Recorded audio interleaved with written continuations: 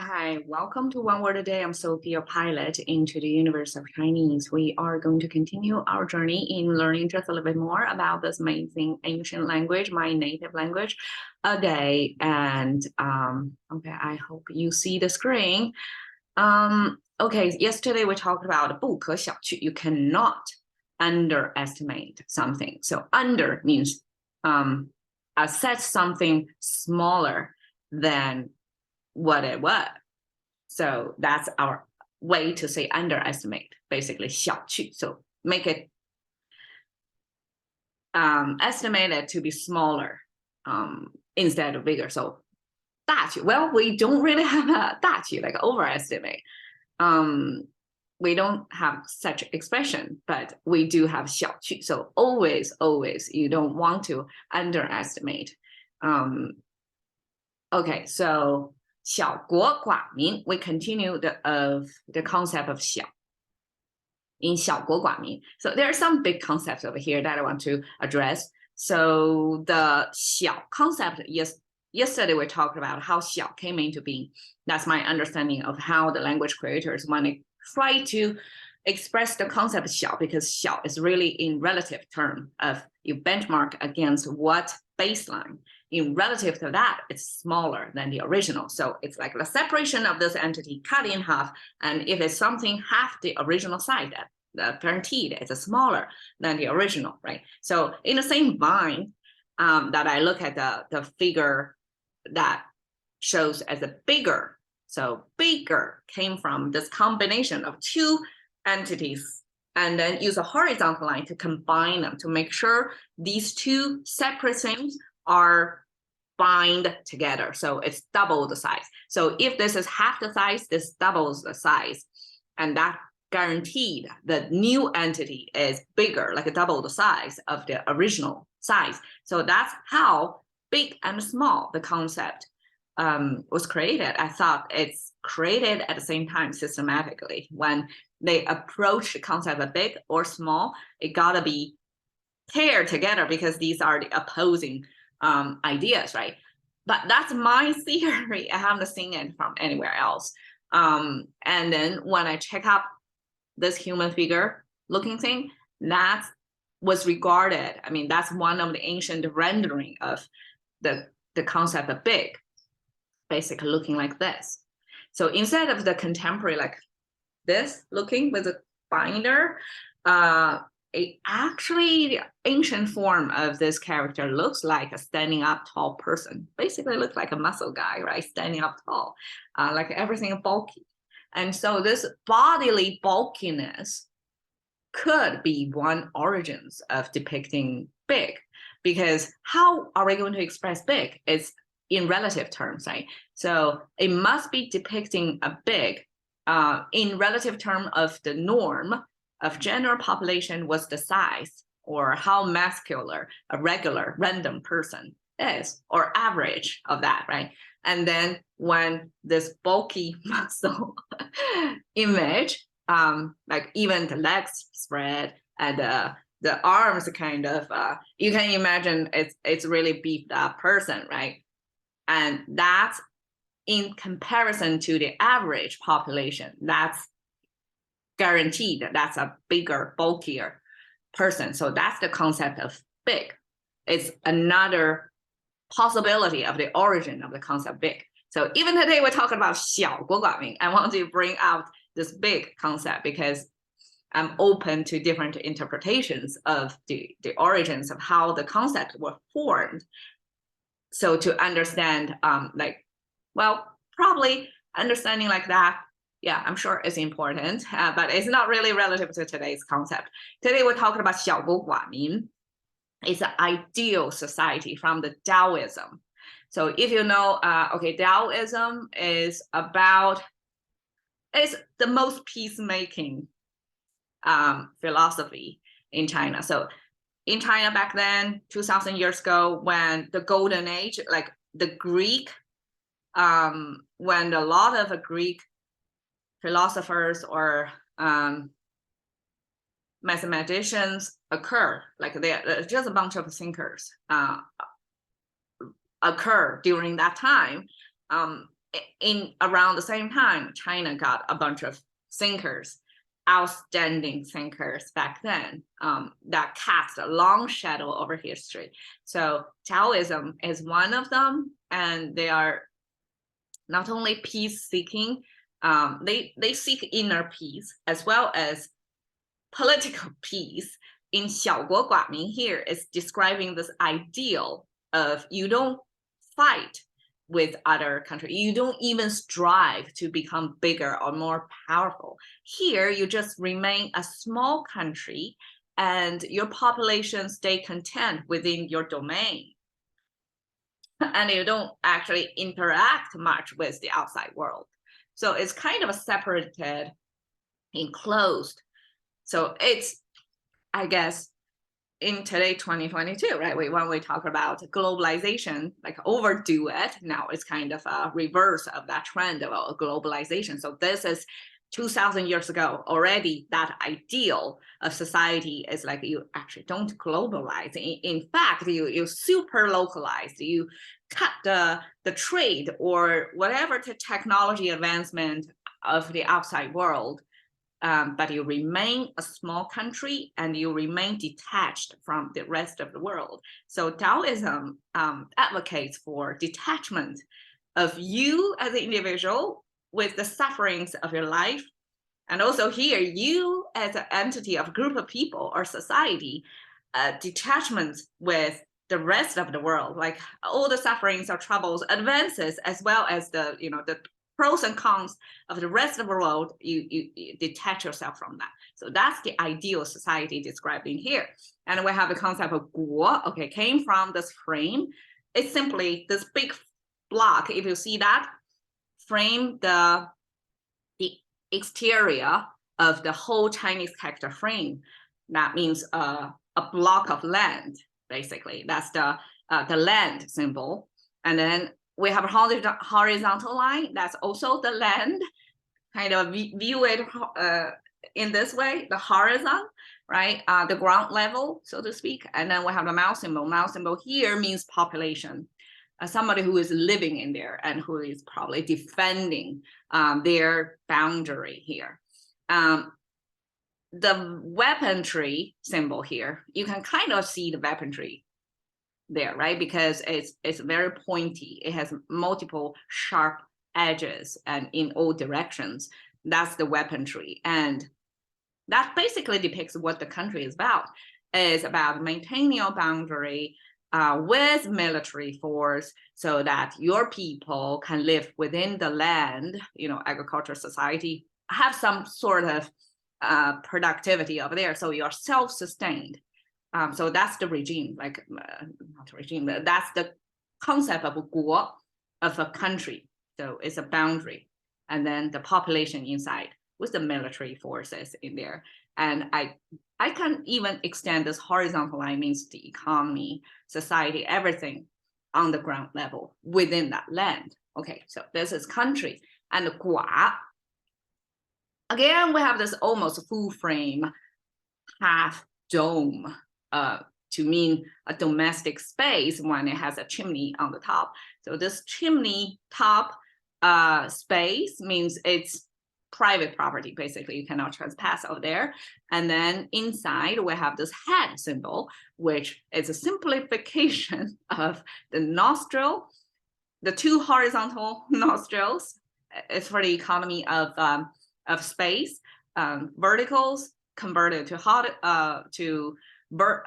horizontals converted to verticals, two nostrils, and this is the nose brace. So basically use a very small portion, the center of your face, to mean the whole face, instead of drawing out all the features on your face. So that's the whole face, and then surrounded by a line, like enclose this portion. So it doesn't mean this portion, it means the whole thing. Okay, so that's the head. And we have the the head, and then we have two legs, like little legs dangling over there. That's that thing together, it sounds like yeah. So it's page in contemporary Chinese. I mean, I'm throwing all the concepts around and in all directions. It's confusing. So it also means the head portion of it. So with the two legs below that, it simply attach the human feature in there of two legs, but it's zoom up view of the head. So the whole thing still means the head portion or big-headed person. You can see how oversized of the head over the two tiny legs. It's kind of like a cartoon feature almost, a cartoon figure of big-headed, small-bodied cartoon figure. So that's our head, big-headed person, okay? Because it's not just head, it does attach to a body with just two legs. And then we have this fin, which came from this knife figure. This is the knife handle. And then we have two edges of the knife. So that's something used to cut things in half, right? And then we have this two splitted part as a result of a knife cutting in the middle. So in a way, it's kind of more visualized than 小 concept. Here we're talking about the volume, the size, the result of comparison of what's already cut in half. Here is emphasizing the tool of cutting. It's the knife still in there. The cutting is the emphasize, the action of cutting with a knife. And the split is the result of that. It's showing in there to mean this is the action of cutting. So cutting, big-headed person under the roof. That depicts a person who is separated from loved ones. And it could be either way. It could be left alone husband or left alone wife. So 寡 in this case could mean both the widow and widow. Wait, what's the English widow? I mean, widowed man or widowed woman, right? English doesn't have two separate words for, yeah, because in Chinese too, this 寡 concept can mean for either gender. Even if very often it's the woman, because a woman more likely to be left behind to survive their husband more often, right? So this is 寡, and 民 is population. And I don't even want to go to the details of that, but my reading of this character, you see, it's kind of contemporary and the ancient looks similar. And there is this side view, sideway, and horizontal way, and the straight down. It's complicated.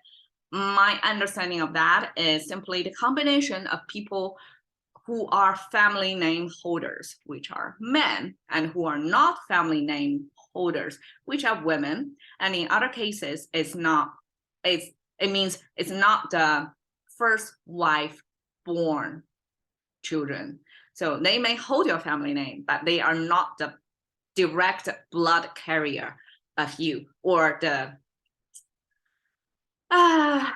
maybe in English there's such a concept as well, like who among your offsprings are considered the most of you, right? Your bloodline carrier, not only your name carrier, but your wealth carrier as well, like who inherit you to the maximum. So in Chinese culture, is if the guy is influential and rich enough, have multiple wives, it's the first wife that's considered as the most established, or the first wife's firstborn son would be considered the most valued heir to this person. So here is just a kind of lineage. I would regard all that lines as different way of lineage passing down. Could be, different values to the heritage of you from the person. I mean, this is society formed values, right? You may underestimate some very talented children of yours because they're not a firstborn, or because they are not given birth by your first wife, or because it's not a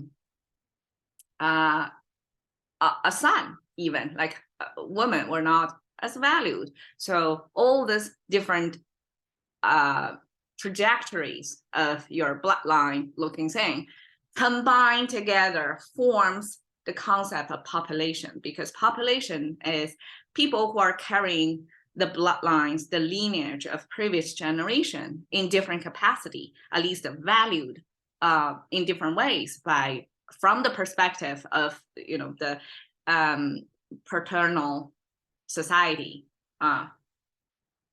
Okay, let's just stop there. So we have small country, which about the spatial sense, and seclusive, which about they're not very interactive with the outside world, and population, like who are living on this land. You have the space, you have the person, the players on this land, so to speak, and the ideal is that the space remains small, and then the people, they are not interacting with the outside world, so they are relatively progressing with themselves without much influence or impact from the outside. So that's the ideal. And I translate it as the power of being small. It's kind of a romanticizing being small. I mean, it's all conditional, right? There may be benefit of being small, remain seclusive, like deglobalized. There may be benefit of that, but it all depends on what's the other actors on the planet Earth who are neighbors of you are thinking. If they want to occupy you because they outsize you, overpower you, do you have a choice to remain small then, right? So that's a risk of being small and non-involving or detachment from the rest of the world. But here I do want to give an example of the benefit of being small. Luxembourg 2022 ranked as the #1 country of all the, I think 153 countries around the world in that index that measurably can be put into the US dollar value of GDP per capita. And you can see $127,000 per capita. And they outperform all the other countries who are bigger or more ambitious or in all other aspects. Definitely those countries are bigger than Luxembourg because they only, okay, this is how small they are. Less than 20 square miles, okay? And the population is less than 130,000 people. And on Wikipedia, even it says 30% of the population are actually native Luxembourg, 70% are immigrants working out there. So imagine, picture that. So this looks like evidence to this theory of remain small and powerful. And Luxembourg acts as the de facto capital of European Union because of their geolocation and also probably how they strategize themselves to place themselves as the center of Europe. A lot of decision makings from their finance industries over there. So they reap the benefit of being small.